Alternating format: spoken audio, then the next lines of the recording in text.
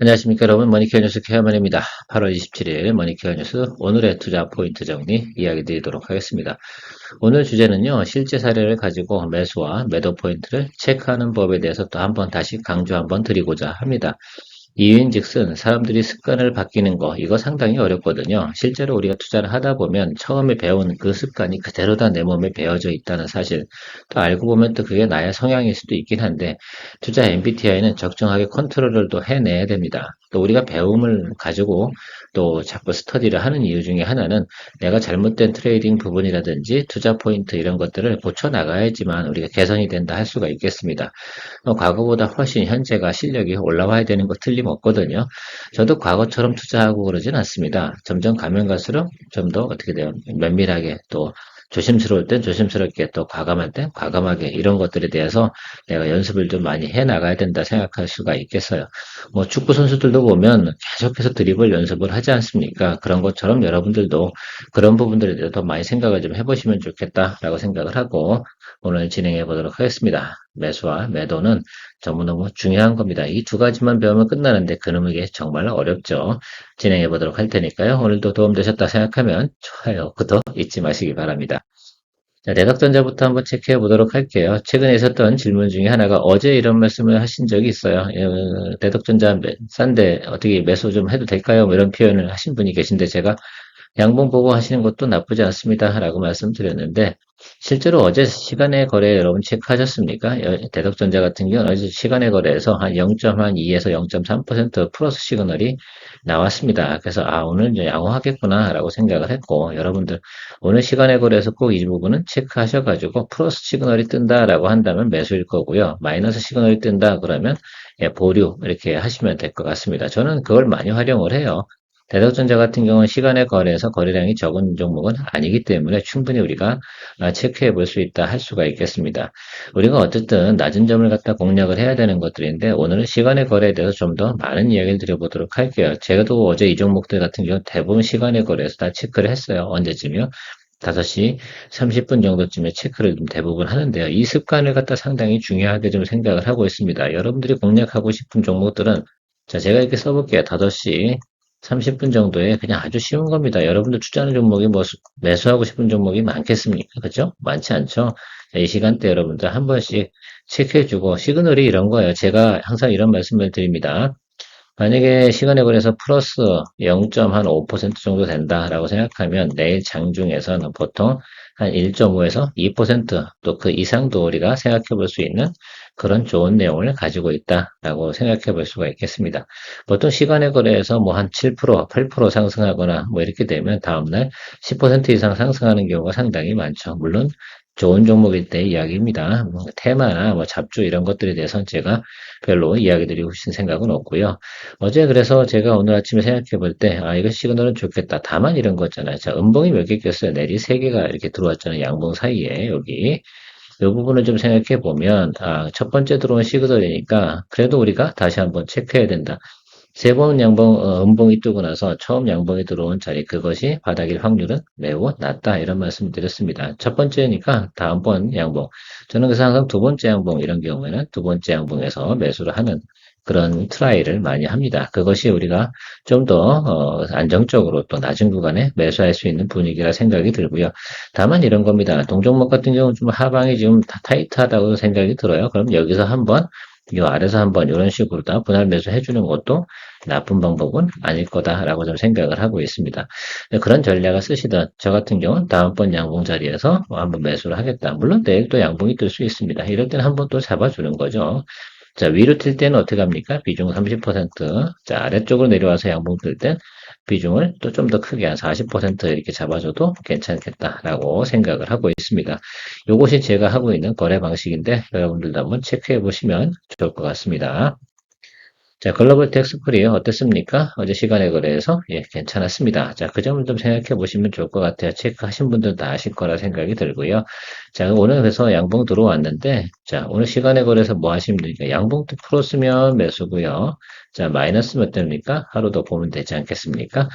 그런 것도 생각해 보시면 아주 심플하다라고 생각해요. 몇 시요? 자, 제가 다시 적겠습니다. 530.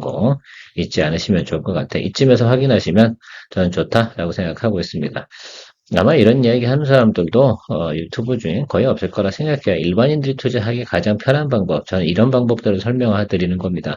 너무 면밀하게 기술적으로 자꾸 들어가고 판독하고 그럴 시간이 어디 있습니까? 그렇게 어렵게 투자하면 그게 주식 투자라고 저는 생각하지는 않거든요. 그리고 제가 과거에도 늘상 이렇게 사람들하고 이야기 나누면 그 방식이, 이 방식이 가장 편한 방식이라고 저는 생각을 해요. 그래서 저는 이런 표현을 좀 가끔 조금 드리도록 하겠어요. 장중, 예, 그죠? 매수는 장중, 바이는 하지 말자. 이건 아니다. 예, 이렇게. 장중에는 뭐 한다? 예, 매도한다. 이런 말씀을 좀 드리고 싶습니다. 자, 글로벌 텍스프리 시그널 처음 양봉 보고 매수하자. 이렇게 말씀을 제가 드렸습니다. 그러니까 오늘 양봉을 보았잖아, 장중에. 그럼 시간에 거래해서 양봉인지 아닌지만 체크하고 시간에 거래해서 매수를 잡아주시던가 말던가 하면 되죠.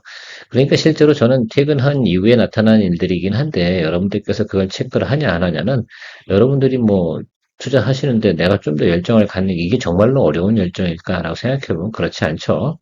크게 고민할 이유가 없습니다. SK은행 같은 경우도 어제 플러스권이었습니다. 시간에 거래해서. 그쵸? 자, 오늘 들어왔습니다. 근데 제가 뭘 말씀드리는 거예요? 자, 하락하는 와중에 처음 양봉이 들어왔어요. 그죠? 이게 아주 예를 들면 큰 장대 양봉이다라고 생각한다고 하면 제가 이거 콜 이렇게 하겠는데 그런 상황은 아니죠.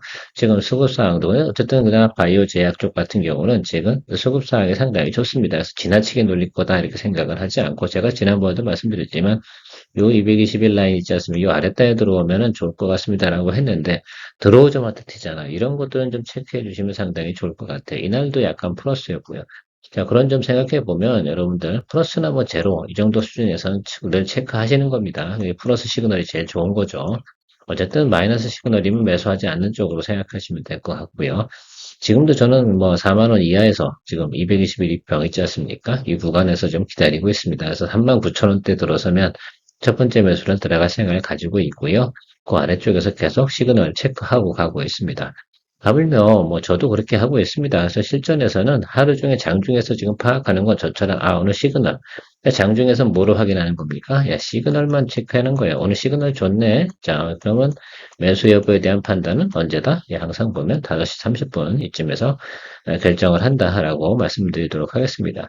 5시 30분 되면 좋은 건 또 뭐가 있습니까? 예, 미국 시장의 선물 지표라든지 여러 가지 빅스 지수, 뭐 채권금리 이런 것들도 다 확인이 또 가능하지 않겠습니까? 그래서 그 시간대 의사결정하는 것들이 가장 어떻게 보면 시그널을 여러 번 체크하는 것들 아니겠습니까? 장중에서 시그널 체크하고 그다음에 미국장도 보고 그다음에 글로벌 시장도 보고 유럽 시장도 열리거든요. 그러자 그렇게 생각해 보면 그 시간대는 상당히 용이하다 할 수 있습니다. 이것도 보통 11월까지는 괜찮죠. 서머타임 끝나 그러면 11월부터 내년도 언제더라? 3월까지인가요? 3월 말까지는 또 그렇게 볼 수가 없어요. 또 그럴 때는 다른 방법, 어쨌든 계속해서 같은 방법이긴 한데 이 미국 시장은 볼 수가 없는 그런 또 단점도 있다라고 생각할 수 있습니다.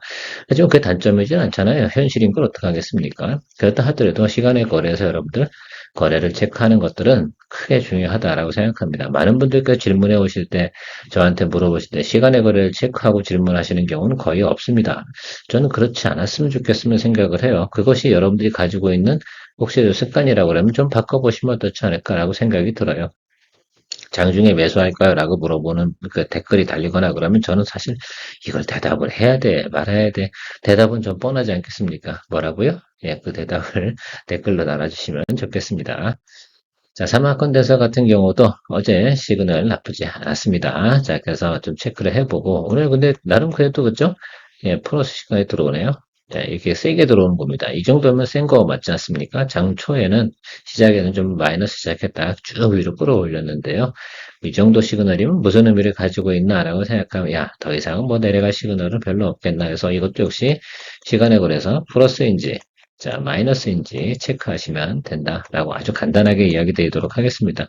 이것만 알면 크게 무리수하거나 엄청나게 미스테이크 할 만한 이유는 별로 없다. 오늘 이 얘기만 잔뜩 드리도록 할 생각을 좀 가지고 있는데 어떻습니까? 그죠?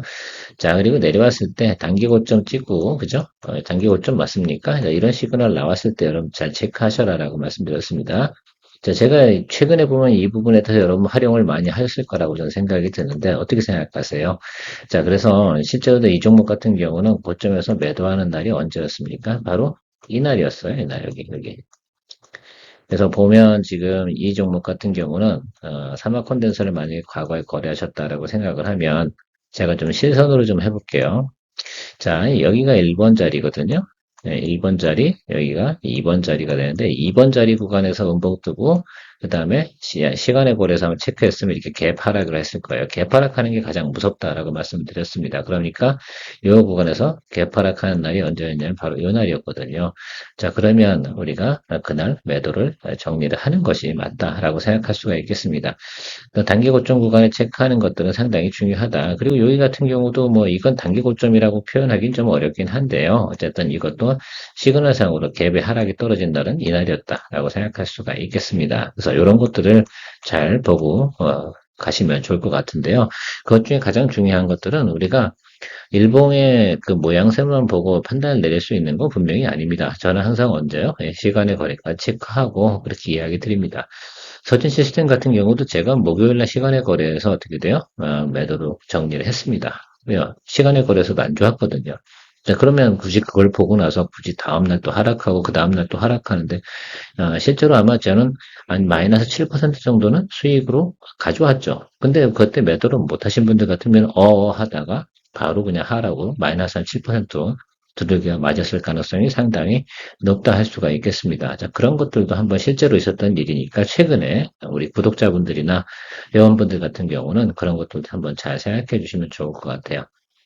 항상 이렇게 크게 고점에서 음봉 크게 뜨는 날 조심들 하셔라. 이런 것들 체크를 좀 잘 하셔라. 실제로 우린 이런 날 같은 경우에도 하잖아요.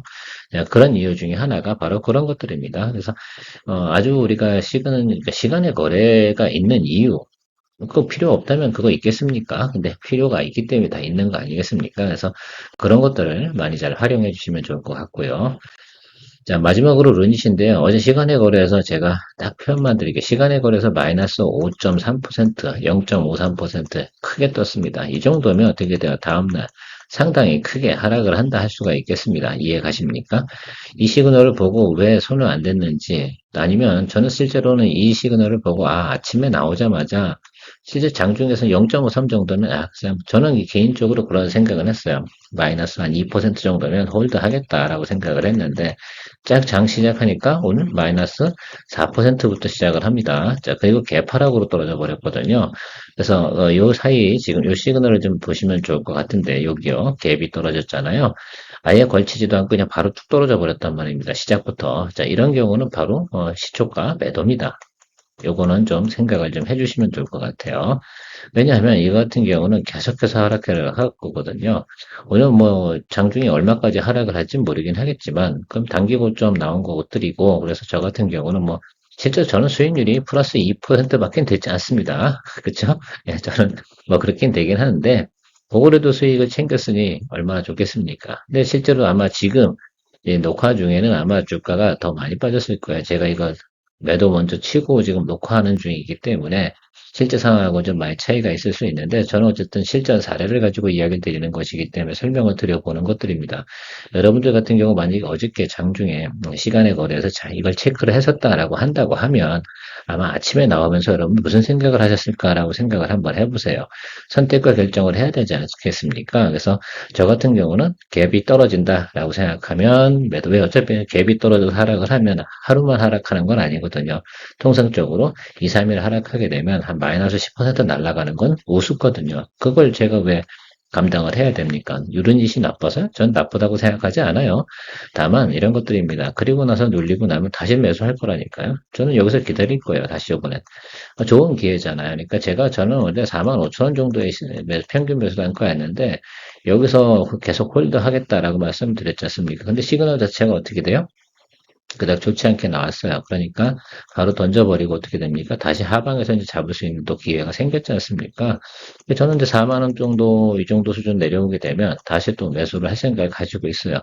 항상 보면 나빠서 매도가 아닙니다. 그런 것들을 체크할 수 있는 그런 여력이 있다고 하면 그 시간대 좀 활용을 좀 해주시면 상당히 여러분들 투자 생활에도 좀 도움이 되지 않나 이런 차원에서 오늘은 계속해서 같은 이야기를 드리는데 저는 실생활에서 아마 이런 것들 100% 맞진 않아요.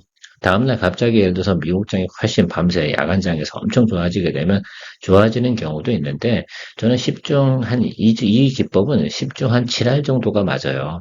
10번 하면 7번 정도 맞거든요. 그러면 저 3번 때문에 무리수를 두지는 않는다 이겁니다. 그리고 사실 누닉도 어제 시간에 거래해서 뭐 던지지 않은 이유 중에 하나는 오늘 갭 하락을 할지 아니면 살짝 하락을 할지 그건 제가 파악이 불가능하지 않습니까? 자, 그래서 나올 때 결정을 하는 것들이죠. 야, 갭으로 떨어지게 되면 던지고 그냥 적정하게 걸쳐 있다라고 생각한다고 하면 그때는 홀드를 하면서 좀 더 시장 상황을 지켜보겠다. 이게 드리블 아니겠습니까? 저는 보통 이렇게 드리블을 해요. 그래서 여러분들하고 저하고 스타일이 맞는지 다른지는 모르긴 하겠지만 또 아마 이 종목 같은 경우 제가 35,000원 정도쯤에도 이야기 드렸는데 그쯤에 또 매수하신 분들은 수익권이니까 적당히 또 정리하시고 다시 또 공략하시는 이런 쪽으로 생각을 해보시면 좋지 않을까라고 말씀을 좀 드리도록 하겠습니다.